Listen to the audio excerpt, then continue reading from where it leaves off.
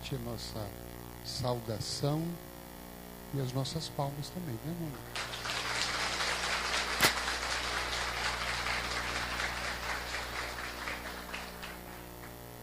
Quem não veio hoje foi namorar. Vamos fazer uma boa coisa.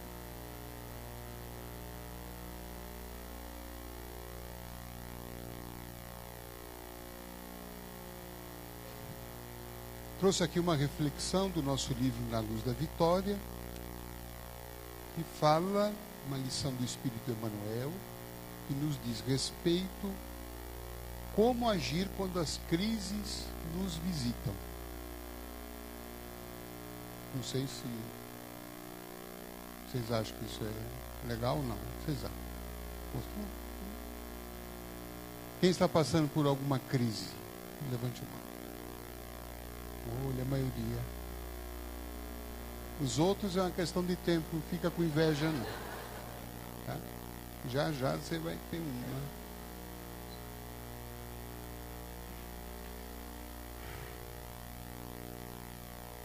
A gente não gosta de crise. Não é?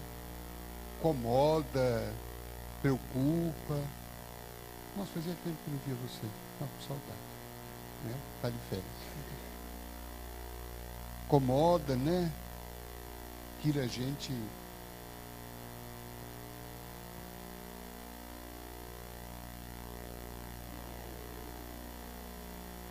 Vocês estão com frio?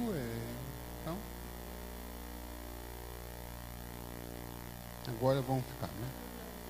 Então já chegou a crise ali, né?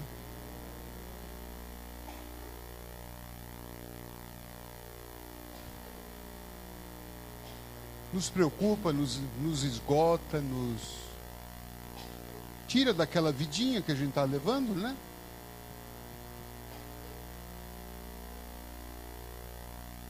Mas a percepção de que quando a gente está aqui no planeta Terra, isso é mais do que natural, previsível e muitas vezes até necessário. Porque, vocês vão de convir comigo, que é durante a crise que nós somos obrigados, muitas vezes, a rever algumas coisas em nossa vida. Concordam? É na crise que a gente ora mais, que a gente vem mais no centro, mesmo no dia dos namorados, a gente vem no centro. Que a gente lê mais, que a gente estuda, parece que a gente fica mais sensível, fica mais, assim, com a fé mais ativa. É a hora que a gente tem que começar a se movimentar, uma série de coisas. E isso tudo faz parte, de certa forma, do kit que é viver na nossa condição evolutiva ainda iniciante. Nós somos espíritos ainda numa fase de evolução iniciante. Nós estamos no beabá espiritual. Isso ofende alguém ou não? Se ofender, isso é um sinal que você está precisando mesmo.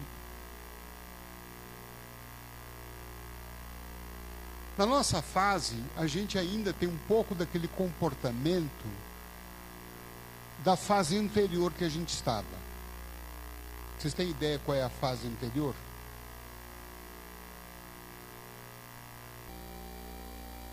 Vamos lá, a escala, a evolução do espírito, ela começou lá muito tempo. Aonde? Vocês vão perceber que nós somos muito mais velhos do que nós imaginamos. Estou ofendendo todo mundo. Aonde começou a nossa evolução? Princípio inteligente. Quando Deus pensou em mim, Ele já me criou assim, como estou hoje? Não.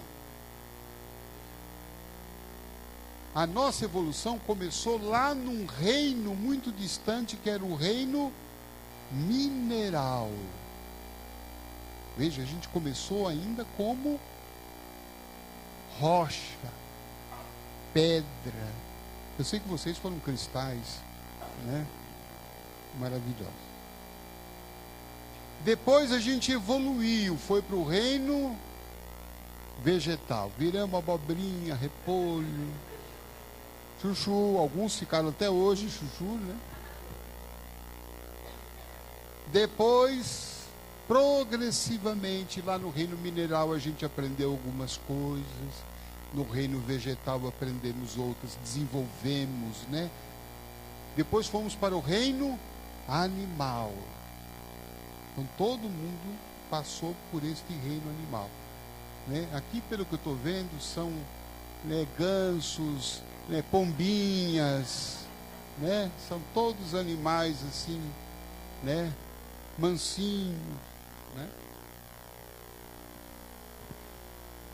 E aí então, nessa evolução, nós fomos e chegamos no reino humano, onde nós nos encontramos hoje. Qual é o próximo passo? No reino angelical. Seremos anjos. Seremos, tá? Ainda não somos, embora tem gente que se acha. Eu acabei de cortar as suas asas.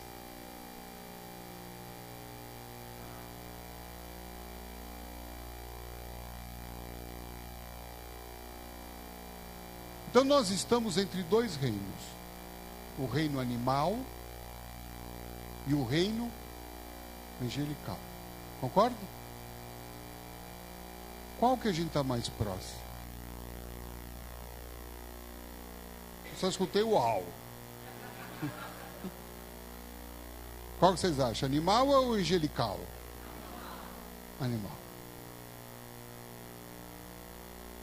A gente está mais pertinho dos animais do que dos anjos. Isso tem algumas consequências. A gente ainda é mais instintivo do que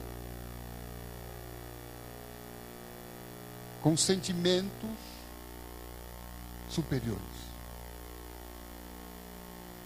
Concorda? A gente ainda pensa muito com o fígado, por exemplo. Não é? O que é pensar com o fígado? Colérico, raivoso, vingativo. A gente ainda é muito reativo, né? O anjo já pensa com o coração. Nós ainda estamos pensando mais com o fígado, com a bile. Por isso fala, fulano é bilioso. Já ouviram essa expressão? Os antigos falavam muito isso. Vocês lembram? Ouviam isso aí? Diziam isso. Eu sei disso porque os outros me contaram. Eu nunca... Né? Mas é bilioso. Já, quanto mais a gente vai evoluindo, vai pensando mais com os sentimentos superiores, com o coração. A gente perdoa mais.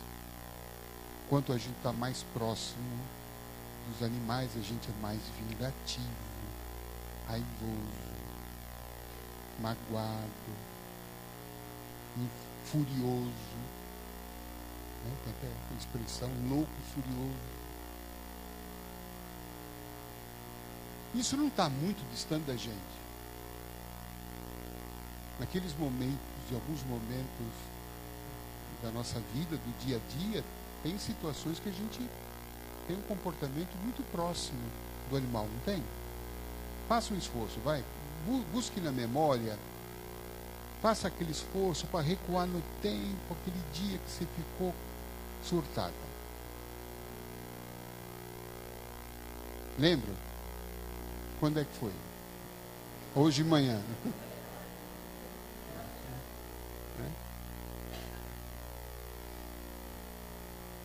Isso é muito detectável, por exemplo, para nós em fila. em trânsito.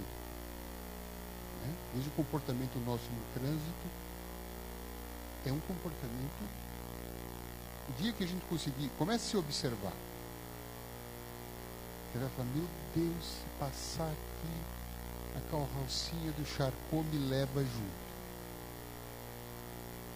Né? Você vê pessoas gesticulando. Dá uma olhadinha na Radial Leste, no condicionamento. Fica só olhando dos lados para você perceber. Né? Os outros vão estar fazendo isso com você também. Né? Mas eu quero dizer também o quê? Onde é que eu quero chegar? Que uma das coisas desse comportamento animal, ele é o quê? O comportamento do animal, ele apenas vive para sobreviver. Se ele tem fome, ele caça. E depois o que ele faz? Dorme. Ele mantém a situação dele. O urso fica hibernando 5, 6 meses. Eu tenho uma inveja dessa vida do urso. Fica hibernando 6 meses. Pensou gostoso?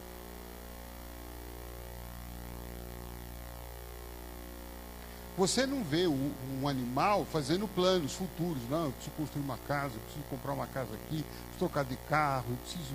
Né? Você não vê o animal com ambição, querendo mais. Não é isso? Ele come aquilo quando ele tem fome. Se tiver que matar, ele mata. Mas ele mata não porque ele tem o dolo. Eu vou pegar aquele cabritinho lá, vou acabar com ele, vai pegar. Não, ele quer comer, pronto. É biológico. Mas, uma vez satisfeita, ele se acomoda. Então, nós temos uma tendência natural no nosso processo evolutivo de ter um comportamento mais ou menos semelhante, que é o comportamento da acomodação. Geralmente, a gente tem um comportamento muito mais reativo. O que é o comportamento reativo? A gente age mais por reação. Ou seja, quando alguma coisa nos acontece, então a gente reage. Muito diferente dos espíritos mais superiores, dos anjos, que têm um comportamento mais o quê? Que a gente chama de proativo. Ou seja, ele não espera que alguma coisa aconteça para que ele se comporte dessa ou daquela maneira. Ele já faz o comportamento o quê? Anterior. Está dando para acompanhar? Não. Então, na nossa condição, nós temos muito assim. Nós não agimos voluntariamente. Ninguém acorda dizendo, olha, eu vou procurar hoje o meu crescimento espiritual. Vocês já viram alguém que não tenha nenhum problema na vida e que ele acordou, não, eu vou buscar a minha espiritualidade, Até existe, mas isso é o quê? Muito raro. Essa pessoa que já está tendo esse despertamento sem a dor, ela já está numa faixa mais avançada do que nós. Nós geralmente agimos quando surge o quê? O estímulo de um problema, de uma dor, de um sofrimento. Quase todos nós aqui viemos trazidos por alguma dor, por algum problema, alguma preocupação, alguma necessidade. Tem gente até que diz que a gente não tem religião, a gente tem necessidade. E aí, para atender aquela necessidade, a gente busca a religião. Depois que é atendida, nunca mais volta. Eu acho que isso é um pouco assim, eu observo. Muitas vezes, claro, com as suas exceções, mas quando a pessoa está passando por um problema, ela tem uma frequência, uma oração. Depois que as coisas melhoram, vai embora. Hoje em dia isso não morreu. Agora é Natal, vai ter a Copa. Depois o carnaval volta. Então a dor é um estímulo, toda crise é um estímulo para que a gente saia de uma posição e vá para a próxima. Porque naquela posição que a gente estava, já deu. Chega. A gente parou, a gente estacionou, a gente deixou do quê? De crescer. Faz sentido isso ou não? Então, dor, do ponto de vista espiritual, problemas, crises, não são castigos divinos, punições de Deus. Não. São mecanismos que a gente passa porque a vida está nos convidando a um passo acima.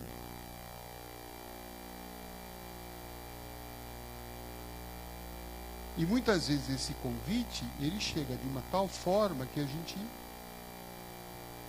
fala, não dá para ficar aqui hibernando. Não dá para ficar mais como urso. Não dá para ser aquela pessoa que eu tenho sido. Não dá para lidar com essa situação desse jeito. Eu preciso encontrar uma solução. Eu preciso... E aí, então, cada um começa a fazer uma espécie de revisão de vida. Acho que o primeiro enfoque que a crise traz é uma revisão de vida. E o que eu tenho observado é, quem faz essa revisão, quem consegue encarar isto com um olhar espiritual, e entender os recados que estão chegando, e consequentemente mudar alguma coisa que eu percebi que está precisando ser mudado, a crise, ela vai diminuindo, vai enfraquecendo. Porque as leis da vida perceberam que eu já entendi o recado. Então não há mais necessidade de estímulo. Porque o recado já foi dado, já foi entendido. E a pessoa está dando passos no caminho da sua transformação. Agora, se o recado chega e a gente não entende, ou se recusa a entender, não quer transformar, está esperando que alguma coisa de fora venha mudar uma coisa que é interna nossa, como é que os mecanismos divinos atuam? Aumenta o nível da dor.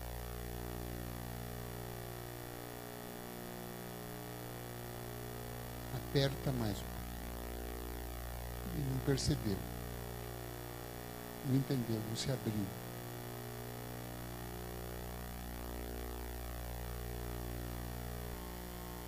Até que vai chegar uma hora que a gente vai irresistivelmente falar, eu preciso mudar.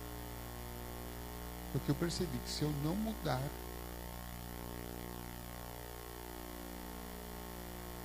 a coisa vai piorar e eu não vou dar conta. Eu não vou conseguir lidar com essa situação.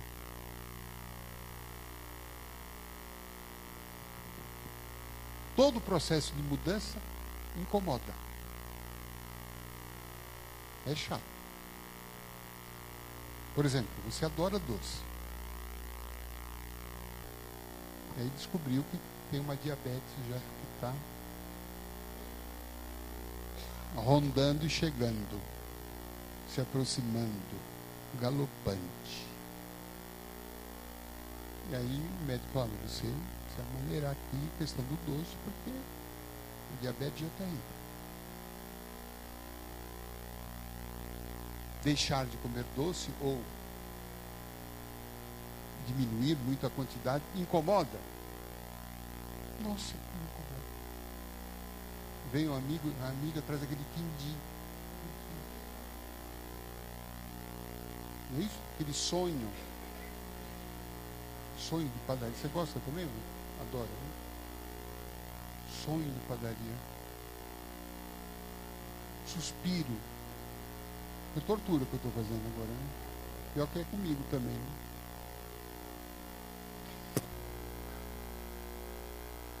Você ter que mudar esse padrão, incomoda e dói? Dói. Mas se você falar, sou mais um, sou hoje. E aí você diz a mesma coisa amanhã, diz a mesma coisa. Aí vai chegar a hora que nós vamos estar numa situação quase que num coma diabético. E aí qual é a reflexão? Se eu continuar comendo, eu posso morrer. Então, como eu não quero morrer, eu mudo. A contragosto, mas mudo. Percebe o jogo das forças, como é que eles se compõem? Eu não mudo porque mudar dói. E se eu continuo nesse processo, vai chegar um momento, a dor vai apertar e vai crescer a tal ponto que mudar dói menos do que não mudar. Perceber?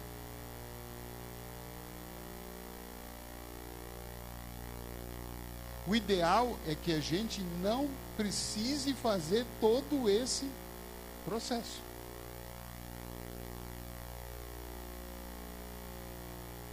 Senão a dor vai apertar.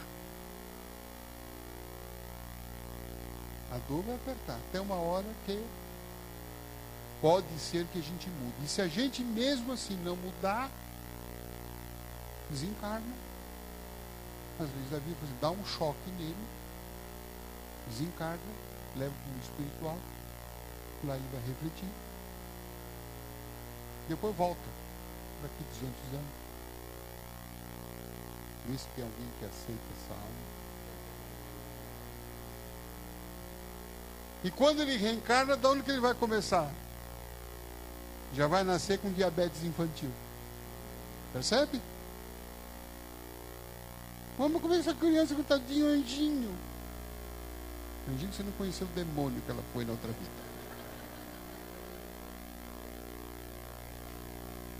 Tudo no bom sentido, tá, gente? E aí então já vai ter que começar, né? Desde pequeno. Então, quando chega a crise, a coisa mais importante que a gente precisa pensar é o seguinte: é normal, faz parte. Faz parte. Não é castigo, não é punição. E Chico Xavier falava um negócio que incomoda. Ele falou assim: quando chegar a crise, agradeça a Deus. Porque ele disse, é hora de promoção. É hora da promoção. Ou seja, a vida nunca está contra nós. Porque nós somos a própria vida.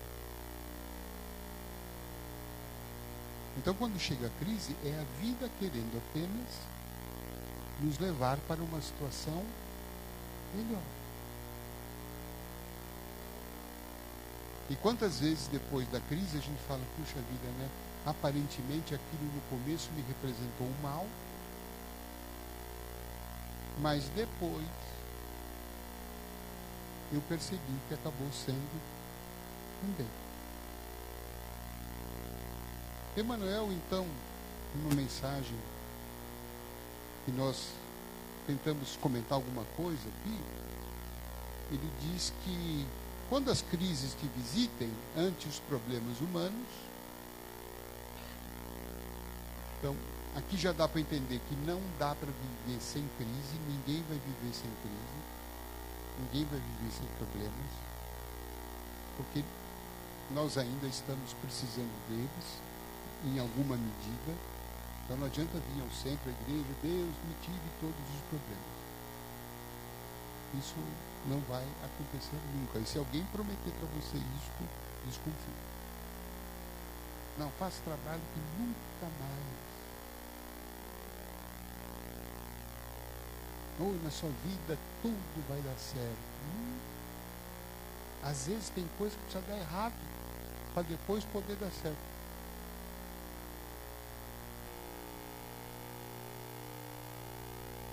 Eu tive 4 reprovações num concurso público. Fiquei doido, maluco, briguei com Deus, fiquei de mal com ele acho que 1 ano. Hoje, depois, olhando para trás, eu falo, nossa, foi tudo certo. As coisas aconteceram em momentos absolutamente certos. Se eu tivesse sido aprovado antes, eu não teria isso, não teria aquilo, não teria entendido isso, não teria uma série de coisas.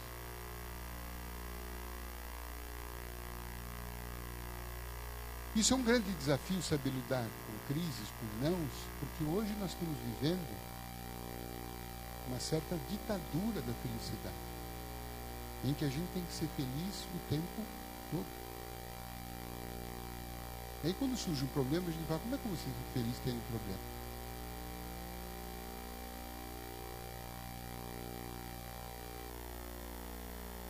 Então, esta obrigação da felicidade 100% a todo o tempo, ela é muito neurótica. Isso é um peso. Como é que a gente vai se comportar quando surge uma dificuldade? A gente fala, não estou triste, não posso ficar triste porque eu tenho que ser feliz. E se alguém te vê triste, põe um sorriso no rosto.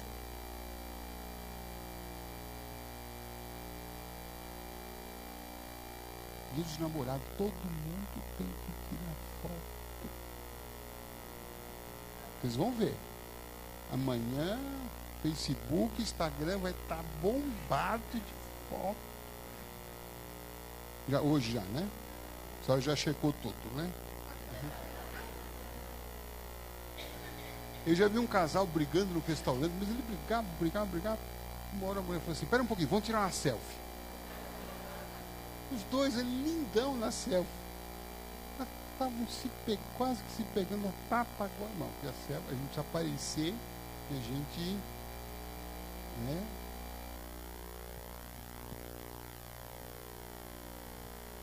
Então diz Emmanuel, quando as crises te visitem, aguente, suporte, é isso mesmo. É justo que penses, então ele está pedindo para a gente pensar em algumas coisas. Primeiro, pense e medite no princípio de causa e efeito. O que ele quis dizer com isso? Pense no princípio de causa e efeito. O que ele quis dizer com isso? Por que ele manda a gente pensar nisso?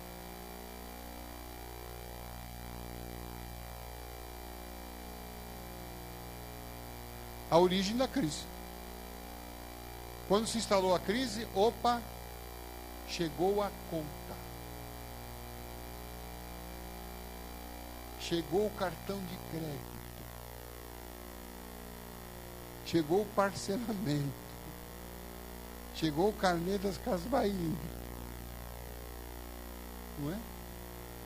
Tudo na vida é ação e reação. O que eu plantei, agora veio a colheita.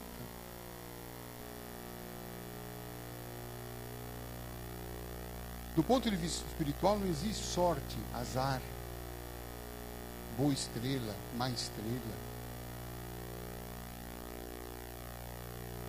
Não. Tem causa e efeito. Tem ação e reação. A sujeito tem uma sorte.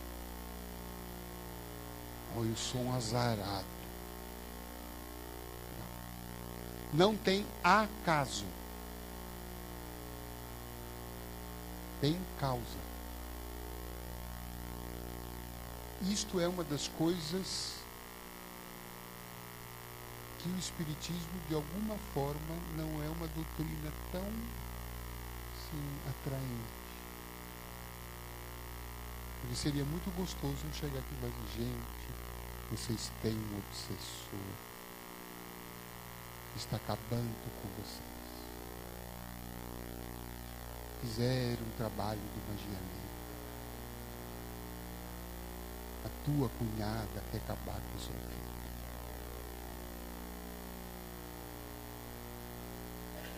Isso é gostoso de ouvir? É bom, né? Porque tudo isso é o discurso. Olha, o que está acontecendo na tua vida não tem responsabilidade nenhuma sua. Quantas pessoas chegam aqui com problemas conjugais, relacionamentos desfeitos, e vêm aqui com a alegação, olha, foi macumba que acabou com a gente. Será? Ou será que foi o nosso comportamento que levou o amor a derrocar? Pode até ter havido alguma influência espiritual negativa. Mas quem é que abriu a porta para essa experiência, para essa influência? Somos nós. Então a doutrina espírita, ela vai dar umas caneladas na gente. Mas são caneladas ótimas. Porque a gente para com esse negócio de terceirizar a responsabilidade dos outros. Também não é o caso de ficar se culpando.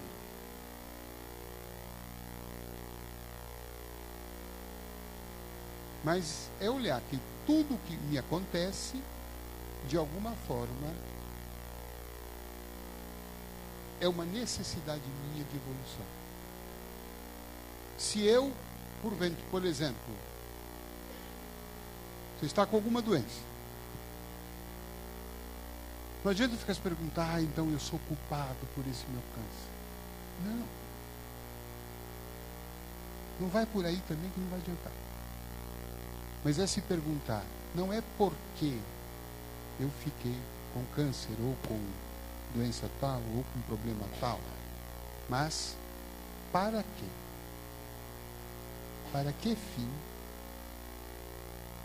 eu estou passando por essa experiência? Seja doença, desemprego, um desafeto, um rompimento no relacionamento, um vazio interior. Por que eu estou? Para que fim? E a resposta desse fim qual é? Para que fim? Porque Deus quer me transformar numa pessoa melhor. Sobretudo naqueles momentos em que eu oro e a situação não muda, é porque Deus está usando a situação para mudar a mim. Pense nisso. Quando a gente ora e a situação não muda, será que Deus esqueceu? Tirou um mês de férias, não voltou até agora? Está me deixando aqui? Não. Se Deus está quieto, Ele não está omisso. Se Ele está quieto, é porque Ele está esperando alguma coisa.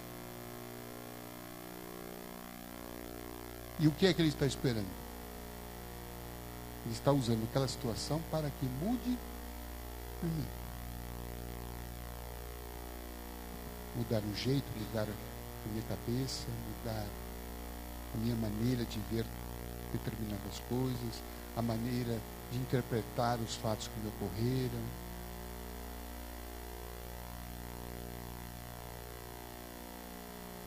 Então, Emmanuel manda a gente pensar nisso, né? Que é o que nós falamos. A vida sempre está trazendo aulas para a gente aprender através dos problemas. E esses problemas podem ser situações concretas, como podem ser também pessoas. Então, às vezes, determinadas pessoas que cruzam o nosso caminho, sobretudo aquelas que estão lá em casa, são grandes professores nossos. são os nossos personagens. Eles que estão nos ensinando determinadas virtudes que a gente ainda não tem. Por exemplo, vamos imaginar que eu sou uma pessoa autoritária, mandona, as coisas têm que ser do meu jeito, né? Todos têm que pensar como eu penso, todo mundo tem que querer o que eu quero, do jeito que eu quero, na hora que eu quero. Vamos imaginar que tem alguém assim na Terra.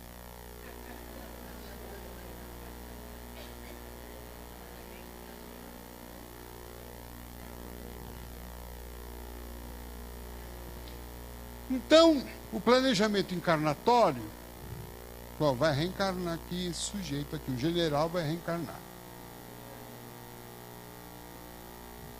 Como é que nós vamos poder ajudar o general a ficar um pouquinho mais o quê? Ele está muito no extremo, né? Ele precisa ir um pouco mais para o meio. Como é que nós vamos fazer isso? Vamos colocar alguém próximo a ele que desafie, que leve ele à consequência, à reflexão de que se eu não mudar, eu mato este filho. Ele vai na porrada, ele vai e o filho é rebelde. Igualzinho a ele, geralmente. Ele fala A, o filho fala B. Você vai estudar medicina.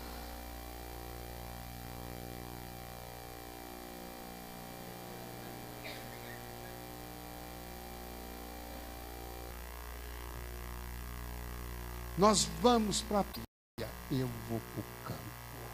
Você vai para o... Não, eu sou Palmeiras.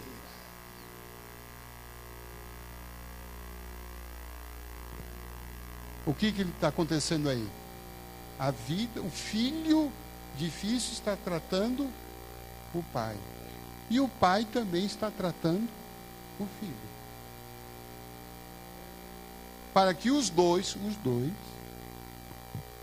saiam desses extremos. E sejam, ao invés de ser mais autoritário, vamos conversar mais, vamos dialogar mais, vamos negociar, né? Vamos conversar. O tratamento espiritual que nós vamos fazer. Aliás, os maiores tratamentos estão dentro de casa. Não é isso? Os maiores tratamentos estão dentro de casa. Porque lá no trabalho, a gente usa um negócio que ajuda muito, que é um tal de verniz. Não é? A gente dá umas demãos de verniz, as máscaras. Por exemplo, você tem um chefe que é doido, lunático, autoritário, briguento. O que você faz com ele?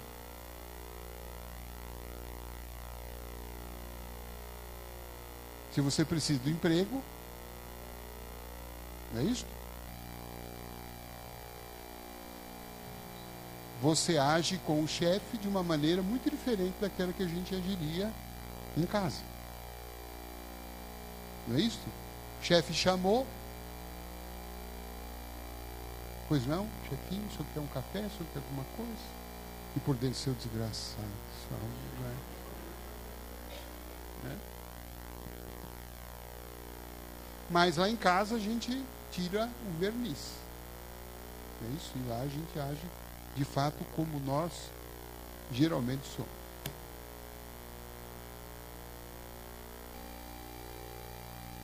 Por isso que Emmanuel prossegue, ele fala, pense então na questão da lei de ação e reação,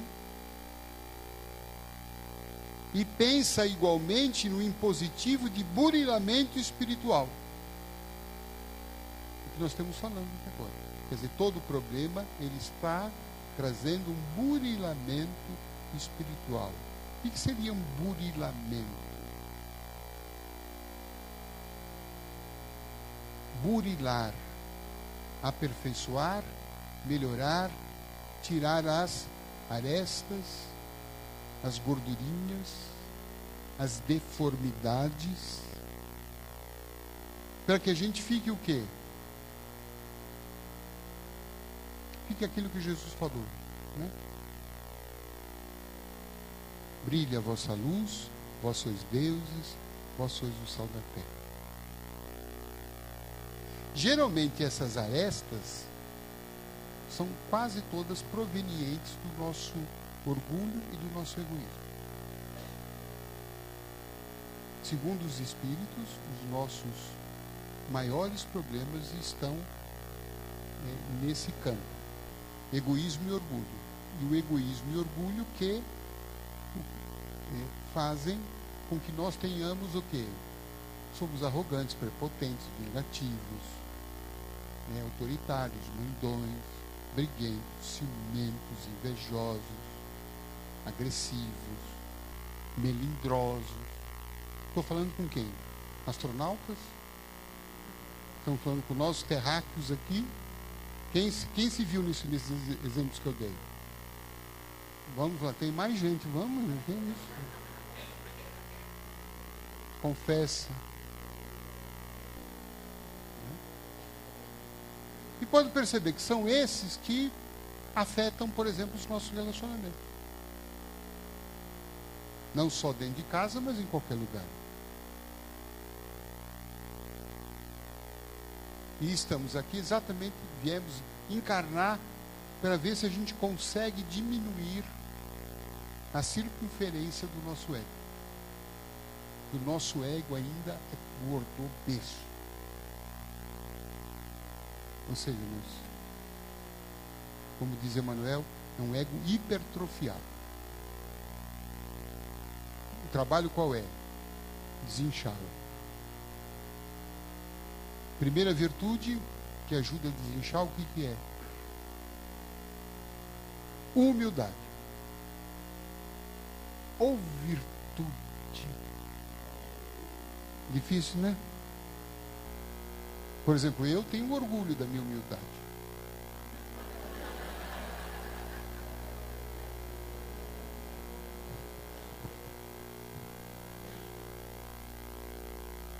Humildade, eu não sei o que vocês sentem.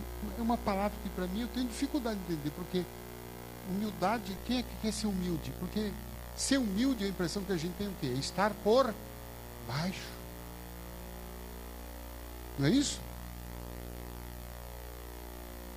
A gente confunde humildade com humilhação. Mas a gente não quer ser humilde, a gente quer ser melhor. The best. A gente quer ser o mais. Quer ter sempre o melhor, quer ser o melhor, quer ser o superior. Vocês não têm isso, não? Não.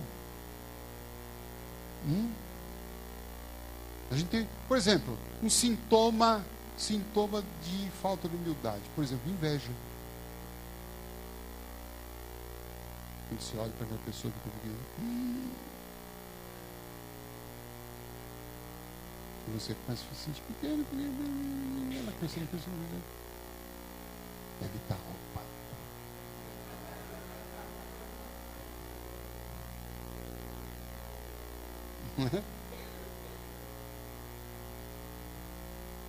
Por isso que o Chico falava que a felicidade mais difícil é você ficar feliz com a felicidade dos outros.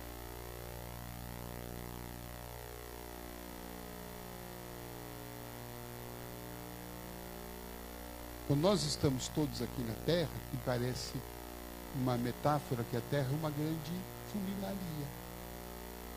Nós estamos consertando as nossas batidas, os nossos excessos, geralmente que vem dessa questão do orgulho e do egoísmo. O orgulho é aquele que quer ser superior a tudo, a todos. E o egoísmo é aquele que quer exclusividade para si.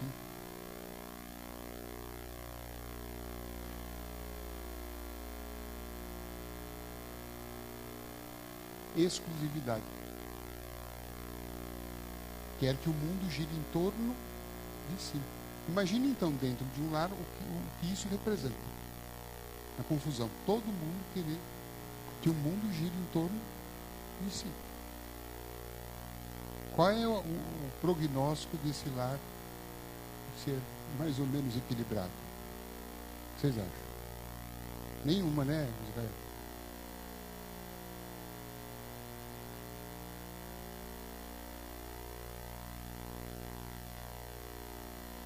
Você percebe, por exemplo, como isso afeta a nossa saúde também. Porque, sendo orgulhoso e egoísta, quando eu não sou atendido,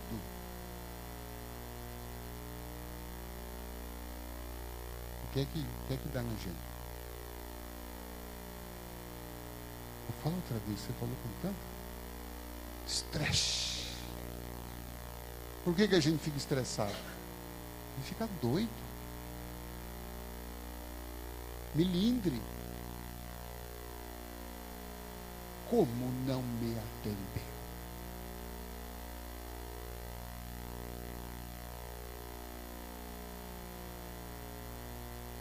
Vai no aeroporto, vai passar se alguma autoridade pede. Quem é o senhor? Com os seus documentos. Pronto. Você sabe com quem você está falando? Revela até um problema, talvez um prenúncio de Alzheimer, né? Porque não sabe mais quem é ele, né? Não é melindre isso que a gente...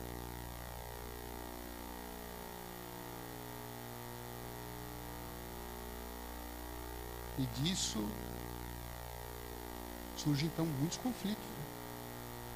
Porque não ficou melindrado, já não foi na cara da pessoa. E esse movimento do dissabor, do desgosto, de não ter, a nossa saúde mexe com a nossa pressão arterial. Claro, se isso for acontecendo a toda hora, se o motorista passa a me dar uma fechada,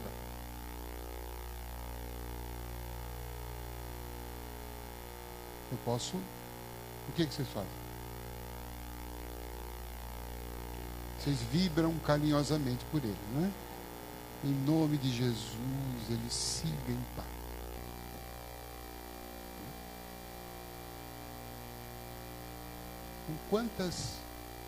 Quantos problemas surgem, né, do orgulho, da ideia de superioridade. E um problema mais sério ainda é que não há permuta, não há troca, não há intercâmbio. Nós somos seres sociáveis. Isso quer dizer que nós precisamos intercambiar uns com os outros. Nós precisamos dar, mas também nós precisamos receber. Nós precisamos falar, mas nós também precisamos ouvir. Às vezes no lar todo mundo quer falar. Ótimo. Mas quem é que vai ouvir? Já pensou todo mundo falando, querendo falar? E ninguém ouve?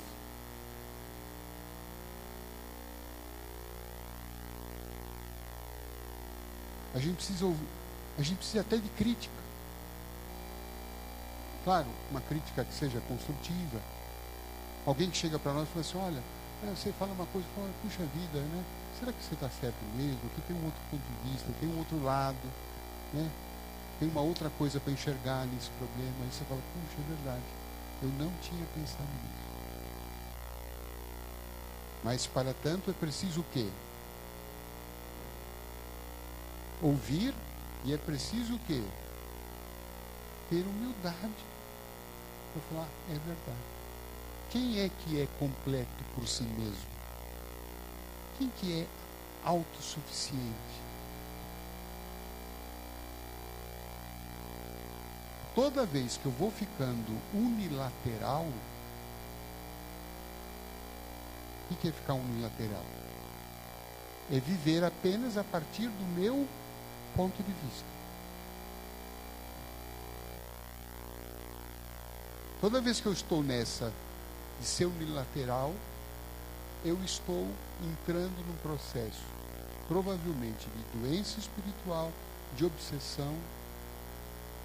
Estou me tornando uma pessoa não muito assim adequada para se relacionar, as pessoas vão se afastar, os outros se tornam invisíveis para mim. Eu entro num processo de adoecimento.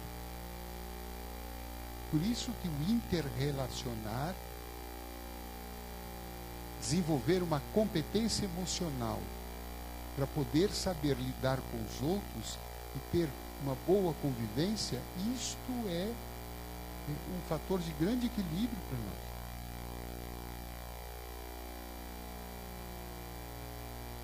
E ter competência emocional para conviver passa necessariamente por quê? Pelo quê? Eu preciso diminuir o meu ego. Senão, não tem espaço para o outro. E se não tem espaço para o outro, isto também me afeta. Curiosamente, algumas pesquisas médicas estão indicando pessoas com relacionamentos saudáveis vivem mais daquelas que se isolam, daquelas que são unilaterais. Elas entram nas suas cavernas e não saem mais de lá. Engraçado isso, né? Elas adoecem menos.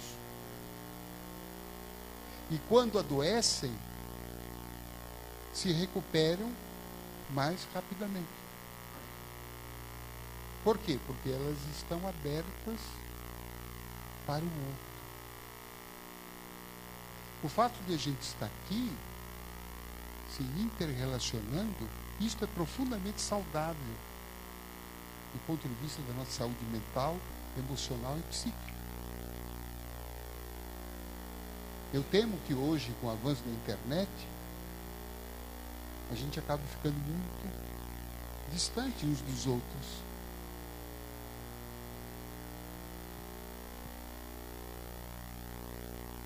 Quem está em casa e não pode vir, tudo bem.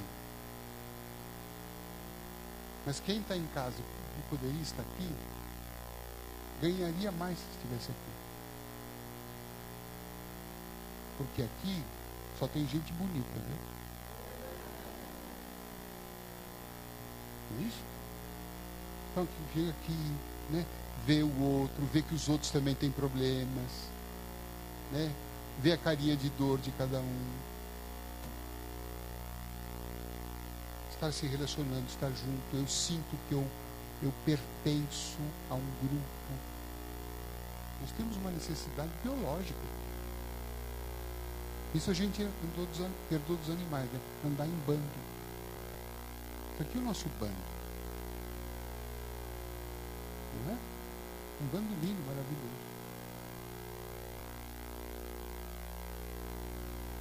Uma vez um homem que começou a frequentar o centro, ele disse assim para mim, eu perguntei, puxa vida, o senhor está se sentindo bem, está gostando dos trabalhos, está fazendo bem para o senhor? Ah, estou muito bem, ótimo, como é bom. Depois que eu vim para o centro, minha vida mudou. Aí eu falei, o que o senhor gostou no trabalho? E eu, sem nenhum lastro, nenhum resquício de humildade, perguntei para ele, senhor, foi das palestras que o senhor gostou, né?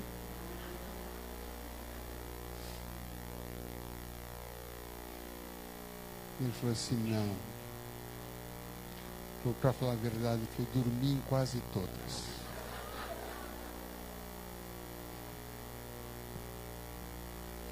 Então foram os passes. Eu falei assim, não. Confesso que eu fiquei com medo. A hora que vocês apagavam a luz, e vinha aquele pessoal com a mão, e falei, agora ele vai receber um espírito aqui, o espírito vai me dar porrada. Eu fiquei morrendo de medo. Eu falei, mas o que é que fez bem? Fez bem o seguinte, quando eu chego aqui, as pessoas me cumprimentam, as pessoas olham na minha cara. E teve uma semana que eu faltei, na outra que eu vim, perguntaram, nossa, o senhor fulano, falou o nome dele, o senhor faltou semana passada. Está tudo bem com o senhor? Eu falei assim, há muitos anos eu não escuto isso na minha casa. Eu entro e saio da minha casa e ninguém me pergunta de onde eu vim, para onde que eu vou. O cachorro também nem mais abana o rabo para mim.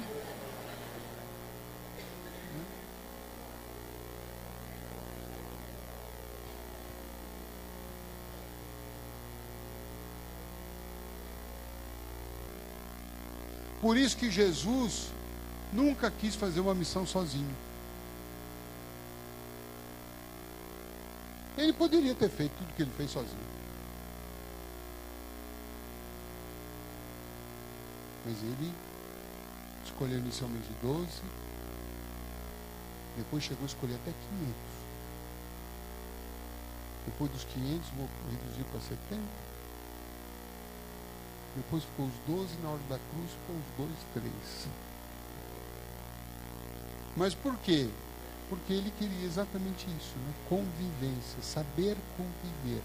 E ele fez isso melhor do que ninguém, porque ele conviveu com pessoas muito diferentes. Né? Os discípulos tinham personalidades, eram pessoas que nem nós, eram pessoas com virtudes, mas também com dificuldades, com perfeições. Né? Pedro, o apóstolo Pedro, era muito nervoso, irritado, tinha uma personalidade do tipo pitbull, né? Jesus sabia conviver com ele e fez dele um grande líder, né, do cristianismo. Enfim, nós estamos nesse processo de burilamento. E Emmanuel então conclui que nós estamos sendo defrontados e devemos pensar na lei da renovação, capaz de trazer prodígios de paz e de vitória. Olha que coisa interessante que ele fala. O que é que vai trazer a paz, a vitória, a superação que eu vim buscar aqui? É o passe? É a água? O que é? É a minha renovação. Claro que o passe vai ajudar, a água vai ajudar, mas é a minha renovação. E aí, mas renovar em quê? Aí é um assunto de você com você. Alguém teria algum insight, algum lampejo do que eu estou precisando renovar? Que teria coragem aqui de confessar então? O que você tem que renovar?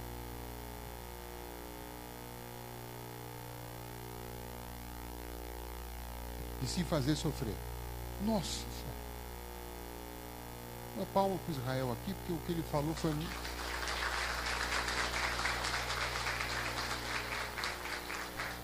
Israel, você falou em 2, 3 palavras o que eu estou há quase 1 hora tentando explicar e eu acho que eu não consegui.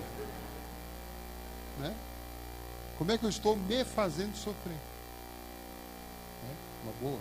Quem mais? Alguém teria? O que eu estou precisando renovar? Isso, ser mais paciência. Você precisa ser mais equilibrado. Você e o resto da plateia. O que mais? Ouvir mais. Ouvir mais e falar, olha que coisa interessante. Sabe que os espíritos superiores, eles são assim? Isso. Os espíritos superiores são assim. Eles falam um pouco. Quando falam que nem Israel. Né? O que mais?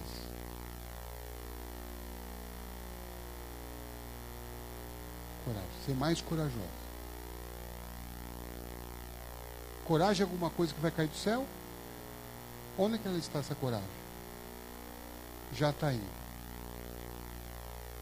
Ela está trancada. Hoje nós vamos arrancar ela. Você aguenta aí, você vai ver na hora do passe. No Antigo Testamento, o profeta Josué diz assim: Deus não nos deu espírito de covardia e de temor. Ele nos deu espírito de fortaleza e de coragem. Isso quer dizer que quando a gente foi feito, Deus já nos fez corajosos. Você só precisa despertar. Então você precisa alimentar a corajosa. É isso? Então você fala com ela: vamos, corajosa, levanta. Mas não dá muita coragem para ela, senão ela vai dando cacetada nos outros. Né? Dizem que nós temos 2 animais aqui: um cão bonzinho e um cão. Qual que a gente alimenta? Então, isso é o segredo. Como é que eu vou ter coragem? Vou alimentar a corajosa que tem em mim. Vou alimentar a esperança que tem em mim. Não vou alimentar o desespero. Porque se eu alimentar o desespero, o que vai acontecer? O desespero cresce. E às vezes cresce até o ponto que eu posso até pensar em acabar com a própria vida. E se eu cometer o suicídio, eu vou fazer uma tremenda, me perdoe, não sei se essa seria a expressão, um tremendo engano. Porque eu vou dar uma solução definitiva para um problema que é provisório. Pensa nisso. O suicídio é isso. É uma solução definitiva para um problema que é provisório. Porque no fundo, se a gente fizer tudo isso aqui que Emmanuel está sugerindo, tudo vai passar. E nós vamos alcançar o que ele falou: paz, a vitória, a cura e a superação. Quem embarca nessa? Vamos lá.